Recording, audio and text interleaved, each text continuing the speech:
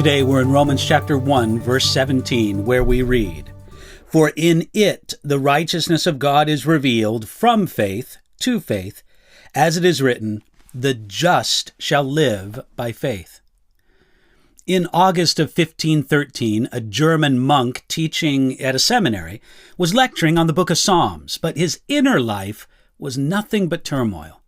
In his studies, he came across Psalm 31, verse 1, which reads, "Deliver me in your righteousness." The passage confused the monk.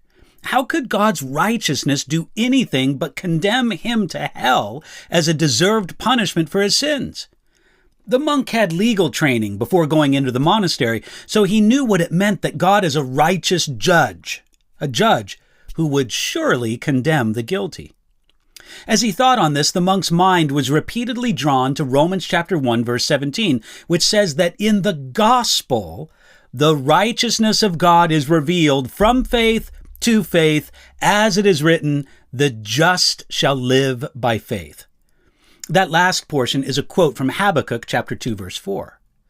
Well, the monk went on to say this, quote, "Night and day I pondered until I grasped the truth that the righteousness of God is that righteousness whereby, through grace and sheer mercy, he justifies us by faith. Therefore I felt myself to be reborn and to have gone through open doors into paradise."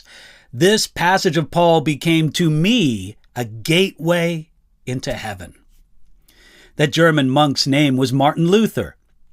And through understanding the good news of righteousness by faith, Martin Luther was born again, and the Reformation began in his heart.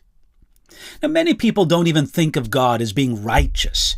They suppose that God will just excuse all sin because, he's a forgiving kind of guy. Maybe God's mad at a few things, but not at anything they do.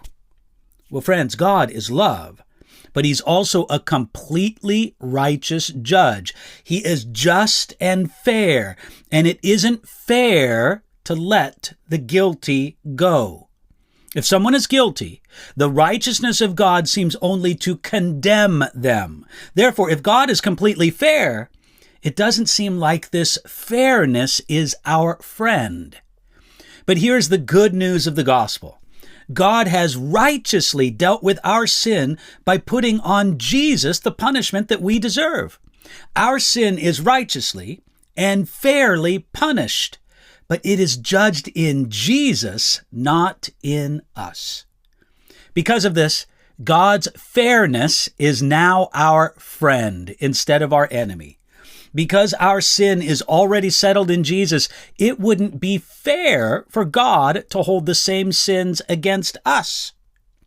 Because God is righteous, the believer in Jesus Christ and his work on their behalf can be confident that he will never leave us or forsake us, and he will always be for us. Why not receive? And why not thank God for all Jesus did to make God's fairness, his righteousness, our friend instead of our enemy? This is the good news. God's righteousness delivers those who put their trust in him and not in themselves. Live by this faith and by this righteousness today.